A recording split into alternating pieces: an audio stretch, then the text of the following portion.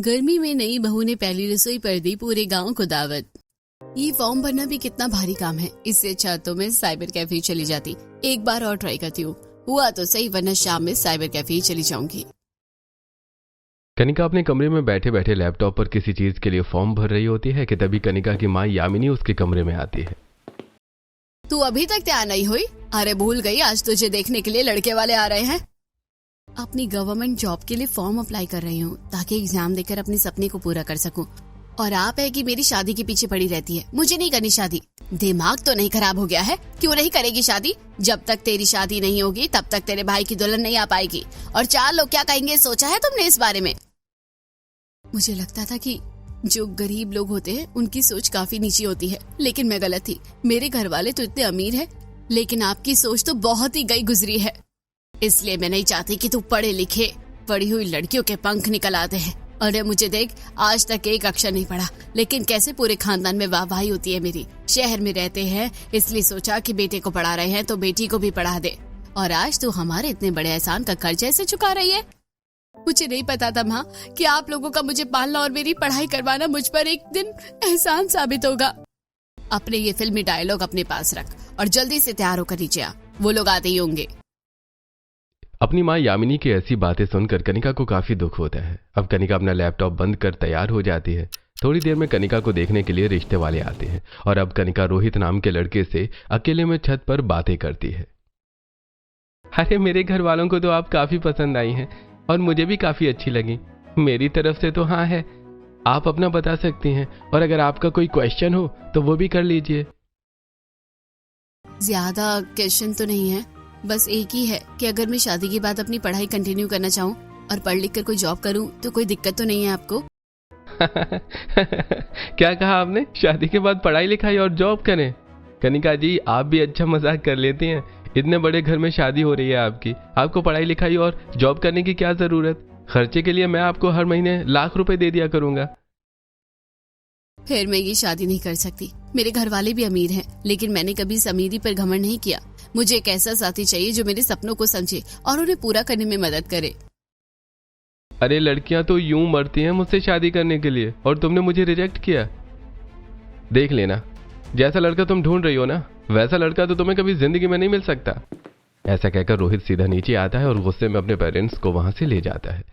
जब सारी बात कनिका के घर वालों को पता चलती है तो हमारी गलती थी जो इस जैसी लड़की को अकेले में बात करने दिया। पापा, आज से इसका कॉलेज जाना बंद करो, बस बहुत हो गई इसकी पढ़ाई लिखाई। नहीं भैया, ऐसा मत करिए, बस 1 साल और बचा है मेरा, वरना इतने सालों की मेहनत खराब हो जाएगी। पापा, अब आप ही समझाइए ना भैया को। मैं क्या समझाऊं तुम्हें, तो मेरे कनिका के घर वाले बेशक कई सालों से शहर में रहते आए थे और पैसों की भी इनके पास कोई कमी नहीं थी, लेकिन अपनी उसी पुरानी पिछड़ी सोच के चलते इन लोगों ने कनिका की पढ़ाई बंद करवा दी थी। लेकिन कनिका भी कहाँ मानने वालों में से थी। कॉलेज न जाकर भी कनिका घर बैठे ऑनलाइन अपनी अधूरी पढ़ाई पूरी करती है। वहीं सीतापुर में, जहां इस बार कनिका के शहर से भी ज्यादा गर्मी पड़ रही थी, सबसे ज्यादा नुकसान उन गांव की औरतों को हो रहा था। एक तो मुझे इस मौसम का समझ नहीं आता, सुबह से लेकर शाम तक इतनी कड़ी धूप रहेगी और रात होते ही आंधी जैसी हवाएं चलने लगती है। धूप से बचने के लिए जो तिरपाल लगाया था ना, वो उसी आंधी में उड़ गया। अब इतनी कड़ी धूप में बैठकर चूल्हे पर खाना बनाना पड़ रहा है। भाभी, अब क्या बनाऊं? मेरा तो धूप में बैठे बैठे पूरा शरीर काला पड़ गया है और गर्मी से दाने निकल आए हैं। शहर की तरह गांव में भी सिलेंडर की व्यवस्था होती तो कितना सही रहता। हे भगवान, क्या मुसीबत है। सोचा था बाहर की धूप से बचकर घर में चूल्हे पर आराम से खाना बनाऊंगी, लेकिन इस चूल्हे के धुएं ने तो पूरे घर को धुआं धुआं कर दिया है। छोटे से गांव में लगभग 30 से 40 लोगों का परिवार था, लेकिन किसी के भी घर में गैस सिलेंडर नहीं था। उसके चलते कोई घर के बाहर तो कोई घर के अंदर मिट्टी के चूल्हे पर खाना बनाकर परेशान थी। वहीं इसी गांव में रह रहा एक छोटा सा परिवार। बहुत बेचैनी सी हो रही है, सांस फूली जा रही है। माँ, मेरा छोटा भाई ठीक तो है ना? कहीं उसकी तबीयत तो नहीं खराब हो गई? नहीं बेटा, तेरा छोटा भाई बिल्कुल ठीक है। वो तो बस गर्मी ज्यादा हो रही है ना, इसलिए तेरी माँ को बेचैनी हो रही है। शीतल जाकर अपनी भाभी के लिए नींबू पानी बना दे और हाँ, खाने की तैयारी भी कर ले। तेरे बापू और भैया भी आते ही होंगे खाने के लिए। क्या तैयारी करूँ माँ? बाहर इतनी तेज धूप हो रही है कि पैर रखा नहीं जा रहा है, और अगर अंदर वाले चूल्हे पर खाना बनाऊंगी तो दम घुटने लगेगा और भाभी की तबीयत और खराब हो जाएगी। कोई बात नहीं शीतल, बना लो, अब क्या ही कर सकते हैं। इस गर्मी में तो हर किसी का हाल खराब हो रखा है। गर्मी की वजह से गांव के हर परिवार का बुरा हाल था, खास करके औरतों का। जब जब इतनी गर्मी में चूल्हे पर खाना बनाने की उनकी बारी आती, उनकी हालत और खराब हो जाती। ऐसे ही एक दिन शहर में। देख कनिका, मुझे मजबूर मत कर कि मैं तुझ पर हाथ उठाऊं। चुपचाप से ये साड़ी पहनकर तैयार हो जा। आज तुझे देखने आ रहे हैं, वो तेरे पापा के बहुत पुराने क्लाइंट हैं। उनसे हमें हर साल काफी प्रॉफिट होता है, और अगर तेरी शादी उनके बेटे से हो गई तो हमारा बिजनेस दुगनी तेजी से आगे बढ़ने लगेगा। कम से कम अपना ना सही, लेकिन इस घर के बिजनेस के बारे में तो सोच ले। आप लोग समझते क्यों नहीं है? मुझे नहीं करनी अभी शादी। मैं पढ़ लिख कर जिंदगी में कुछ बनना चाहती हूँ। पता नहीं क्यों लोगों की बात सुनकर मैंने इसकी पढ़ाई करवाई। अनपढ़ गवार बनाकर घर में बिठाते तो ही सही रहता। सरला, इसे जल्दी से तैयार करके नीचे लाओ, वरना मुझसे बुरा कोई नहीं होगा। कनिका काफी ज्यादा रोती है, लेकिन उसके पास कोई दूसरा ऑप्शन नहीं होता। थोड़ी देर में कनिका तैयार होकर नीचे आती है, और जब वो मुकुल से मिलती है तो मुझे तुमसे कोई ज्यादा एक्सपेक्टेशन नहीं है, बस तो मेरे घर की जिम्मेदारी को अच्छे से संभालना, मेरी माँ का ध्यान रखना, और जब मैं थका हारा काम से आऊं तो मुझे खाना बना कर देना। ये अपने लिए वाइफ ढूंढ रहा है या अपने घर के लिए नौकरानी? इससे तो मैं कभी शादी नहीं करूंगी। अगर डायरेक्ट मना किया तो फिर से पिछली बार वाला सीन हो जाएगा। इस बार कोई नया तरीका आजमाना होगा। कनिका किसी से कुछ नहीं कहती, और अब दोनों परिवार वाले मिलकर कनिका और मुकुल की एंगेजमेंट तय कर देते हैं। उधर गांव में पूरे परिवार के साथ पड़ोस में रह रही मंजू देवी की बहू के बच्चा होने की खुशी में दावत दी जाती है, जहां आधे से ज्यादा गांव वाले मौजूद होते हैं। मंजू देवी के परिवार वालों ने काफी अच्छे से खाने का प्रबंध किया होता है। सभी लोग बैठकर दावत का मजा ले रहे होते हैं कि तभी सरस्वती नाम की औरत। आप लोग तो चटकारे मारते हुए खाने का स्वाद ले रहे हैं, और ले भी क्यों रहे हैं? क्योंकि ऐसा खाना तो बस आपको इन दावतों में ही नसीब हो सकता है। वैसे सुना है अगले हफ्ते आपकी भी बहू की डिलीवरी हो जाएगी, तो फिर क्या सोचा है, इस बार गांव वालों को दावत देनी है या नहीं? सरस्वती बहन, अब क्या बताऊं मैं तुम्हें, तुम तो जानती हो कि मेरे घर के हालात थोड़े ऐसे ही रहते हैं, पर कोशिश करूंगी कि बहू की डिलीवरी के बाद आप सभी के लिए कुछ अच्छा बनाऊं। कितना भी अच्छा क्यों ना कर लो, लेकिन मेरी जैसी दावत नहीं दे पाओगी। पूरे गांव में सबसे अच्छी दावत देती हूँ मैं। सरला का परिवार गांव के और परिवारों से पैसों के मामले में काफी नीचे था, इसलिए उनके परिवार को छोड़कर हर परिवार वाले एक दूसरे को दावत देते, और ये बेचारे बस उनका मुंह देखते रह जाते। इसी तरह कुछ दिन और गुजरते हैं, और आज कनिका और मुकुल की सगाई का दिन होता है। मुकुल कनिका को अंगूठी पहनाने ही वाला होता है कि तभी कनिका अपना हाथ पीछे कर लेती है इसे देखकर। कनिका, क्या हुआ? तुमने हाथ पीछे क्यों कर लिए? मैं ये सगाई नहीं करना चाहती, मैं पढ़ लिख कर अपने सपनों को पूरा करना चाहती हूँ। मोहन भाई साहब, ये आपकी बेटी क्या कह रही है? इसका मतलब आप अपनी बेटी की जबरदस्ती सगाई करवा रहे थे? आज गर्मी ज्यादा हो रही है ना, मेरी बेटी का बीपी हाई हो गया है, तभी तो वो ऐसी बहकी बहकी बातें कर रही है। यामिनी, इसे थोड़ी देर कमरे में ले जाओ, थोड़ा आराम करेगी तो ठीक हो जाएगी। मैं पूरी तरह से ठीक हूँ, अपने होशो आवाज में हूँ, और मैं ये शादी नहीं करना चाहती, बस मैंने कह दिया। हिम्मत करके वो अपनी बात सामने रख पाती है। कनिका के घर वालों को काफी ज्यादा बेइज्जती हो जाती है। राकेश और मुकुल उनसे अपना हमेशा हमेशा के लिए कांटेक्ट खत्म कर लेते हैं। अब मोहन और सुनील गुस्से में आकर कनिका का बाहर निकलना भी बंद करवा देते हैं। ऐसे कुछ दिन और गुजरते हैं। भगवान ने आज इतना बड़ा तोहफा दिया है, लेकिन कितनी बदकिस्मती है कि हम गांव वालों की इस खुशी में दावत तक नहीं दे सकते। सभी लोग क्या कहेंगे?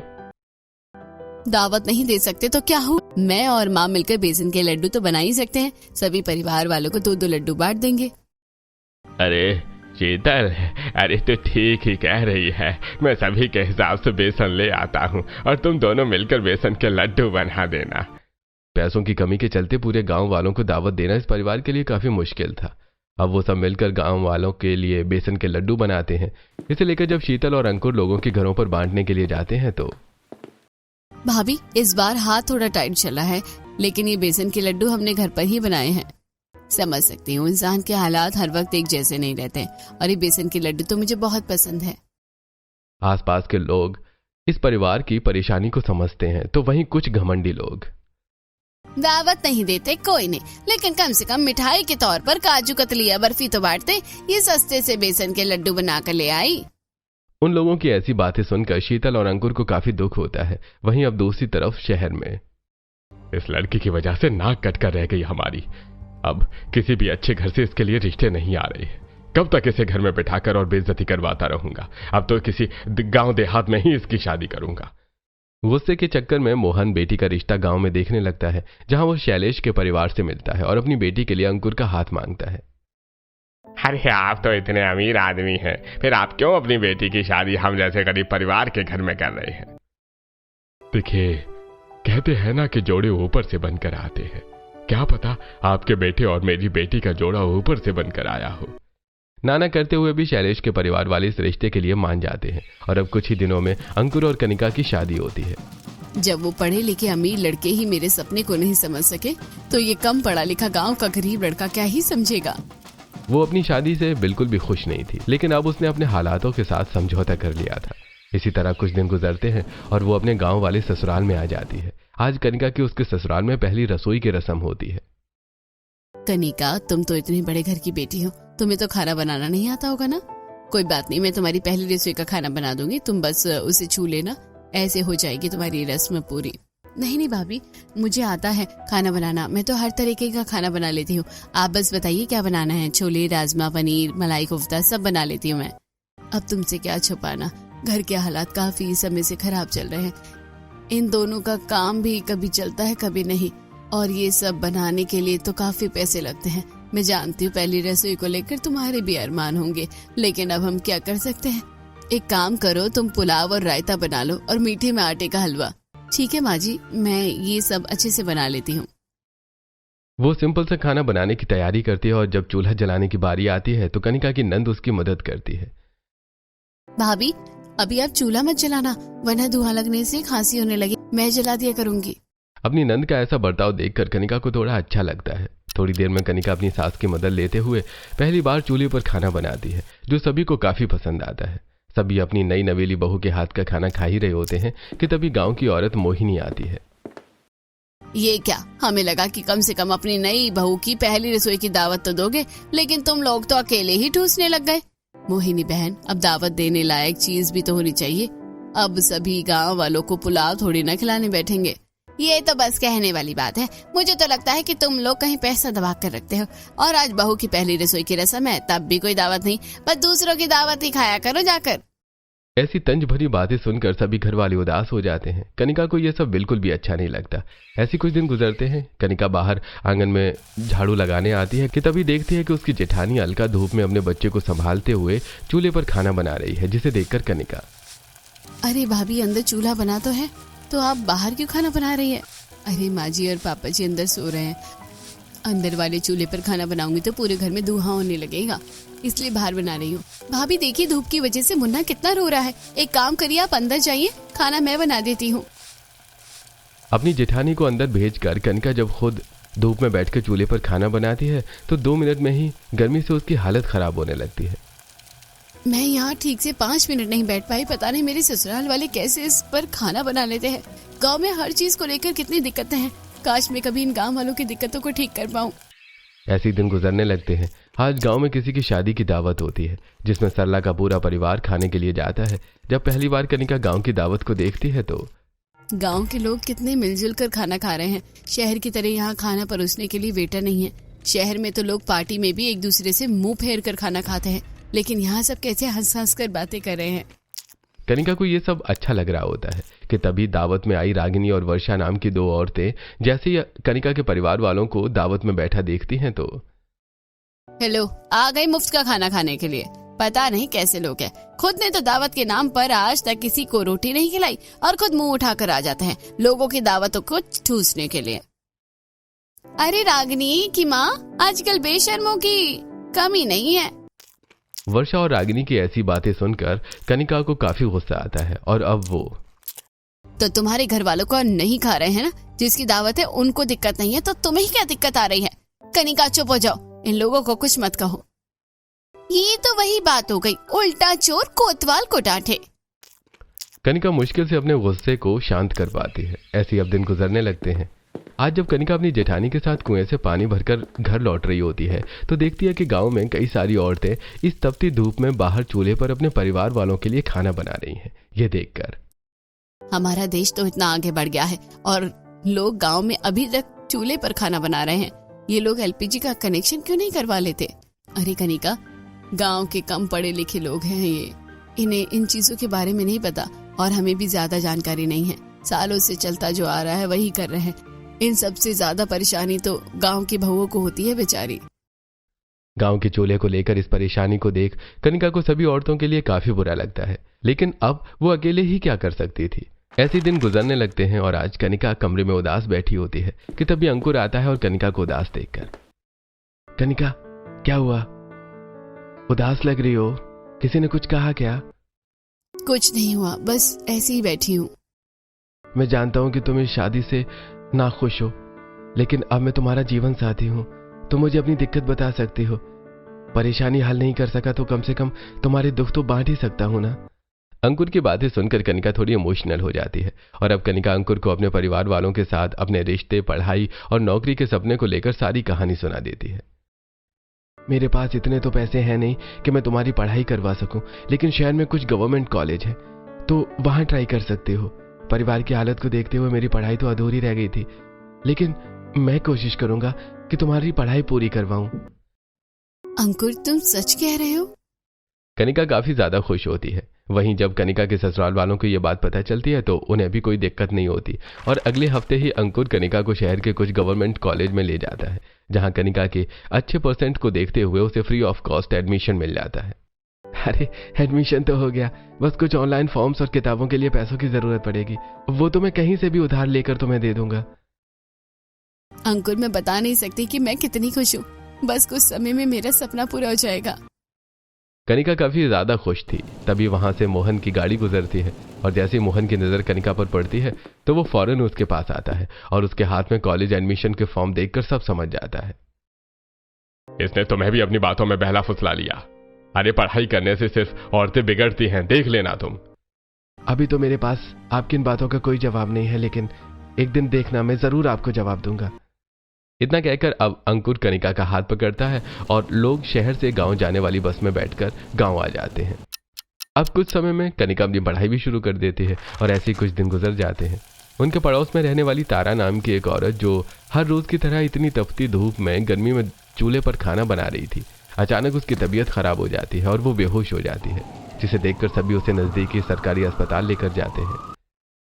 हम लोगों को सरकार से बात करनी चाहिए ताकि हमारे घरों में भी एलपीजी लग सके। आखिरकार कब तक हम लोग चूल्हे पर खाना बनाएंगे? बोल तो ऐसे रही है जैसे सरकार तुम्हारी जेब में है।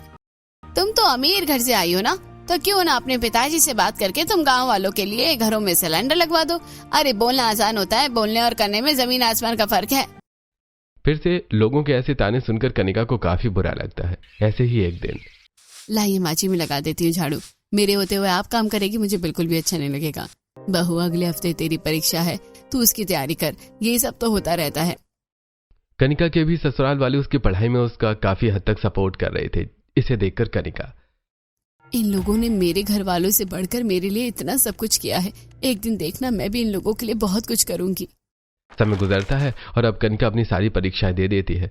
अब कुछ हफ्तों में रिजल्ट आ जाता है, जिसे देखकर उसकी खुशी का कोई ठिकाना नहीं रहता। विश्वास नहीं हो रहा, आज मेरा वो सपना पूरा हुआ है जिसे पूरा करने के एक समय पर मैं उम्मीद छोड़ चुकी थी। ये सब आप लोगों की वजह से हुआ है। आप लोगों की वजह से ही आज मैं डिस्ट्रिक्ट मजिस्ट्रेट की पोस्ट हासिल कर पाई हूँ, वो भी इसी जिले में। तुम्हारी वजह से नहीं, बल्कि अपनी मेहनत की वजह से, मेरी बहू की वजह से मेरी खुशी दोगुनी हो गई है। पूरे गांव में सीना तान कर चलूंगा, आखिर जिलाधिकारी का ससुर जो हूँ। पापा बिल्कुल ठीक कह रहे हैं, ये सब तुम्हारी मेहनत का नतीजा है। कनिका के जिलाधिकारी बनने की बात जब गांव में कुछ लोगों को पता चलती है तो वो बधाई देने की बजाय आकर फिर से उन्हें ताने देने लगते हैं। तुम्हारा पोता हुआ, तुम्हारे छोटे बेटे की शादी हुई, बहू की पहली रसोई की रस्म, तब तो तुमने दावत नहीं दी। अब तो तुम्हारी बहू जिलाधिकारी बन गई, अब तो पैसों की कोई दिक्कत नहीं होगी, अब तो दावत दे दो। बहुत झेले मैंने इन लोगों के और मेरे ससुराल वालों को दिए ताने, लेकिन अब और नहीं। अब कनिका उस गांव के कुछ लोगों को सबक सिखाने का फैसला कर लेती है। इसी तरह महीना बीतता है और आज जब कनिका की पहली सैलरी आई है तो वो उससे पूरे 2 बड़े बड़े ट्रक भरकर राशन मंगवाती है, जिसको देखकर उसके ससुराल वाले और आस पड़ोस के लोग, ये बड़े बड़े 2 ट्रक भरकर राशन क्या कर रहे हैं, वो भी हमारे घर के बाहर? ये इतना सारा राशन हमारा ही है।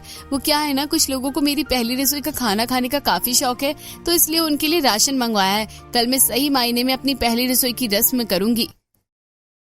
ये तुम क्या कह रही हो? हमारी तो कुछ समझ में नहीं आ रहा। देखते जाइए पापा जी मैं क्या करती हूँ। शीतल, अंकुर, आप दोनों गांव में हर किसी को कल की दावत का न्योता दे दे, क्योंकि कल गांव की नई बहू अपनी पहली रसोई की रस्म में सभी को दावत का खाना खिलाएगी। कनिका की बात सुनकर अंकुर और शीतल लोगों को न्योता देने के लिए चले जाते हैं। वहीं आस पड़ोस में खड़े लोग, मैं कोई खुली आंखों से सपना तो नहीं देख रही हूँ। जिस परिवार ने आज तक पड़ोस में रोटी नहीं बांटी, उस परिवार की बहू पूरे गांव को अपनी पहली रसोई की रस्म में दावत दे रही है। अंकुर और शीतल अब सभी को एक एक करके न्योता देना शुरू करते हैं, जिसे देखकर, अरे भाई तुम लोग सच कह रहे हो? कल तुम्हारे घर पर दावत है? अरे कोई मजाक तो नहीं कर रहे? अरे सरपंच जी, हम भला मजाक क्यों करेंगे? और कल आपको अपने पूरे परिवार के साथ आना है, सबको लेकर आइएगा। जिन जिन लोगों के घरों में जाकर दावत का न्योता दे रहे थे उन सभी को उनकी बातों पर यकीन नहीं हो रहा था। सुबह सुबह मजाक तो नहीं करने आ गए, सच बताओ। हम आपसे भला क्यों मजाक करेंगे, कल आकर आप खुद देख लीजिएगा। उस गरीब परिवार के घर दावत की बात सुनकर लोग काफी हैरान होते हैं। इसी तरह दिन गुजरता है और आज पंकज जब घर से बाहर आता है तो देखता है कि उसके घर की तरफ दो मजदूर आ रहे हैं और उनके पास गाड़ी में ढेर सारा टेंट लगाने का सामान है, जिसे देखकर, अरे घर में कोई शादी वगैरह नहीं है? आपको यहाँ किसने बुलाया? लगता है आप गलत जगह पर आ गए हैं। अरे हमें तो यहीं का पता मिला है। इन लोगों को मैंने ही बुलाया है, वो आज मेरी पहली रसोई की दावत है ना। अब धूप में लोगों को ऐसे थोड़ी ना बिठा कर खिलाऊंगी, इसलिए सोचा कि यहाँ बड़ा सा टेंट लगवा दूं। भैया, यहाँ से लेकर वहाँ तक आप अच्छे से टेंट लगा दीजिए और कारपेट बिछाना मत भूलना, और टेबल कुर्सियाँ भी आ रही है ना। पंकज भी हैरान रह जाता है। थोड़ी देर में टेंट लगने के बाद ढेर सारी टेबल कुर्सियां और बड़े बड़े पंखे आ जाते हैं, जिसे देखकर ऐसा लग रहा है कि बहू अपनी पहली रसोई की दावत नहीं बल्कि शादी का फंक्शन कर रही है। मुझे तो अभी तक यकीन नहीं हो रहा कि ये सब कुछ हमारे घर में हो रहा है। माँ जी, कनिका ने मेहनत भी तो की है और उसी का भला आज उसे मिला है। थोड़ी देर में 2 से 3 हलवाई भी अपना खाना बनाने का सामान लेकर आ जाते हैं। अरे बहन जी, आपने जो जो खाने की लिस्ट बताई है ना, वो सब हम समय से तैयार कर देंगे। भैया, किसी भी चीज की कोई कमी नहीं आनी चाहिए। जिसमें जिस चीज की जरूरत हो बताना। और हाँ, ये मेरी पहली रसोई की दावत है, तो थोड़ा बहुत काम मैं भी आप लोगों के साथ करवाऊंगी। वो पकवान बनाना शुरू कर देते हैं, जिनमें कनिका भी उनकी थोड़ी बहुत मदद करने लगती है। पूरियां तो बन गई है और सब्जी में भी मैंने थोड़े मसाले डाल दिए हैं। अगर पूरे गांव को दावत नहीं देनी होती ना तो सारा खाना मैं ही बना लेती, लेकिन इतना सारा खाना अकेले बनाना बहुत मुश्किल है। पूरी और सब्जी का काम करके कनिका अब खीर की तैयारी करने लगती है, जिसे देखकर सरला, जब तूने इतने पैसे खर्च किए हैं तो तू भला मेहनत क्यों कर रही है? आज तू आराम कर ले, मेरी पहली रसोई की रस्म है, थोड़ा बहुत तो मुझे भी करना होगा। वो हलवाई के साथ खाना बनवा रही होती है कि तभी थोड़ी देर में शहर से एक शेफ आता है, जिसे कनिका ने ही बुलाया था। गांव का देसी खाना तो हलवाई बना रहे हैं, लेकिन आपको शहर के खाने की तैयारी करनी है। Pizza, burger, momos, noodles, pasta, सब कुछ बनाना है आपको, और हर तरीके की मॉकटेल होनी चाहिए। अब वो शेफ भी मॉडर्न खाने की तैयारी करने लगता है। कुछ ही देर में दावत का समय हो जाता है और अब सभी लोग अपने घरों से निकलकर कनिका के ससुराल की तरफ आ रहे होते हैं।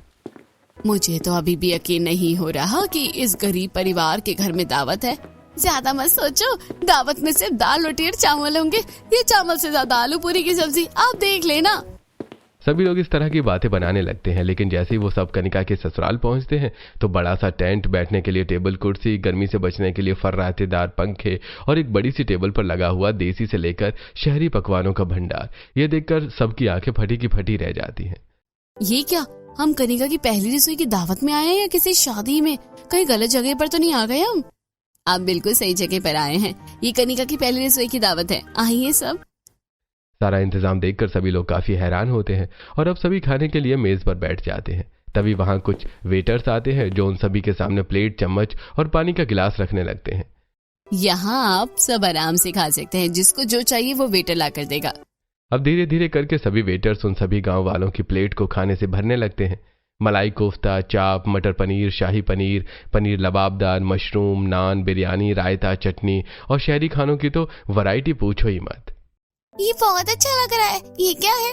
बेटा, इसे मंचूरियन कहते हैं, ये पत्ता गोभी से बनता है। अच्छा है ना? वेटर, इस बच्चे को और मंचूरियन दो। ससुराल वाले दावत में आए सभी एक एक लोगों का काफी अच्छे से ध्यान रख रहे थे। अरे भाई, कभी सोचा नहीं था कि आपकी बहू की पहली रसोई की रस्म की दावत इतनी अच्छी होगी। ऐसा लग रहा है कि किसी बड़े आदमी के बेटे की शादी में आया हूँ। अरे भाई साहब, ये सब तो हमारी बहू की मेहनत का नतीजा है। जो चीज हमने भी नहीं सोची थी वो हमारी बहू ने कर दिखाई। खाना सच में बहुत बढ़िया बना है। ऐसा खाना मैंने आज से पहले कभी नहीं खाया। कभी क्यों नहीं, सारे हलवाई सब कुछ कनिका ने शहर से बुलवाए हैं, तभी तो सारी चीजें एक से बढ़कर एक बनी हैं। और ये इतने सारे शरबत, मैंने तो आज तक बड़ी से बड़ी दावत में 2 से 3 शरबत देखे हैं, और यहाँ देखो कितनों को तो मैं पहली बार देख रहा हूँ। ये सारे मॉकटेल्स हैं और ये कोल्ड ड्रिंक्स। आप ये वाली ट्राई करिए, ये बहुत ज्यादा अच्छी है। कनिका सभी लोगों का काफी अच्छे से ध्यान रख रही होती है, तो वहीं उन्हीं लोगों में बैठे कुछ लोग जिन पर जब कनिका की नजर जाती है तो आप ज्यादा कुछ नहीं ले रही हैं, लीजिए ना। आपको तो बड़ी पड़ी थी ना मेरी पहली रसोई का खाना खाने की। वेटर, इनकी प्लेट 1 मिनट भी खाली नहीं होनी चाहिए। अरे बस बस बहू, ले लूंगी मैं। ऐसे कैसे ले लेंगी आप? हम है ना, हम देंगे। जानबूझकर पल्लवी की प्लेट भरवाती रहती है, जिससे पल्लवी का मुंह बन जाता है। 2 नान और लेकर आइए ना। बड़ी गजब की नान बनी है, मटर पनीर के साथ, और बढ़िया लग रही है। तुम भी आई हो, पता है मुझे। किसी चीज की कोई कमी तो नहीं है। जी भर के खाना, वो क्या है ना, इतनी अच्छी अच्छी चीजें हैं कि आप पता कभी दोबारा खाने को नसीब हो या ना हो। कुछ लोगों के साथ कनिका का ऐसा बर्ताव देखकर सरला उसे कोने में ले जाती है और धीरे से, तुम लोगों के साथ कैसा बर्ताव कर रही हो? क्या बोलेंगे वो लोग? कनिका कई लोगों को इनडायरेक्ट ताने देने लगती है और कोई कुछ नहीं कह पाता।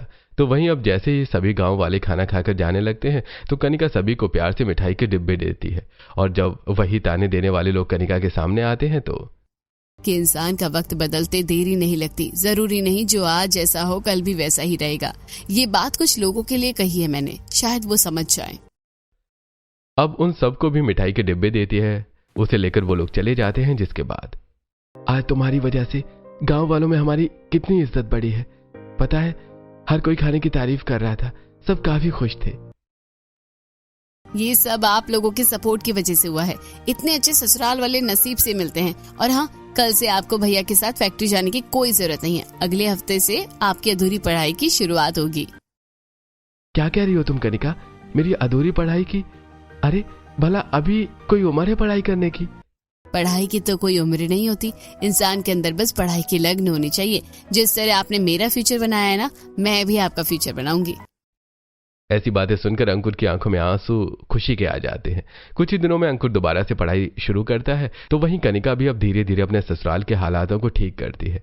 लेकिन गांव में गर्मी चूल्हे बनाने की दिक्कत अभी भी बिल्कुल वैसी ही थी, जिसे देखकर कनिका अब अपनी पोस्ट पर होते हुए गांव में सभी परिवारों के घर में एलपीजी कनेक्शन लगवाने की बात करती है। तुम सच कह रही हो? बस ये कुछ कागजात, फिर हमारे घर पर भी सिलेंडर आ जाएगा। बस कुछ दिन और इंतजार करना होगा, फिर तुम लोगों को गर्मी में यूं धूप में बैठकर खाना बनाना नहीं पड़ेगा। अपने गांव की औरतों के हालातों को देखते हुए अब सभी के घरों में सरकार की तरफ से एलपीजी सिलेंडर का बंदोबस्त कर देती है। इसके चलते अब सभी औरतें घरों के अंदर बैठकर बिना धुआं करे चूल्हों पर खाना बना पाती हैं। तुमने हम गरीब औरतों के लिए कितना सोचा, हम क्या बताएं तुम्हें। तुमने हम औरतों की काफी मदद करी है। अरे मैं तो बस इन लोगों के लिए अर्जी दे देकर थक गया था, लेकिन किसी ने भी मेरी नहीं सुनी। पर तुम्हारे आते ही सभी के घरों में सिलेंडर आ गया। सच में सरकार में तो तुम जैसे ही लोग होने चाहिए। सभी को अपनी तारीफों से कनिका काफी खुश होती है, तो वहीं कनिका के ससुराल वालों की भी इज्जत काफी ज्यादा बढ़ जाती है। इसके बाद अब कनिका अपने ससुराल वालों के लिए एक नया घर भी लेती है। उनके हालात में काफी सुधार आ जाता है। तो वहीं दूसरी तरफ जैसे ही कनिका के जिलाधिकारी होने और उसके लोगों के लिए किए गए कामों की बात उसके मायके में पता चलती है, तो वो लोग फौरन कनिका से मिलने उसके ससुराल आते हैं। अरे तू जिलाधिकारी बन गई और तूने इतने सारे काम भी कर दिए। गांव की औरतों की परेशानी को देखते हुए तू उनके लिए एलपीजी सिलेंडर लेकर आई। तूने तो सच में काफी बड़ा काम किया है। वैसे अब तो तू इतनी बड़ी पोस्ट पर आ गई है, लेकिन फिर भी अपने मामूली ससुराल में रहती है। मेरी बात मान, वापस अपने मायके आ जा। वहां रहकर भी तो अपना ये काम कर सकती है।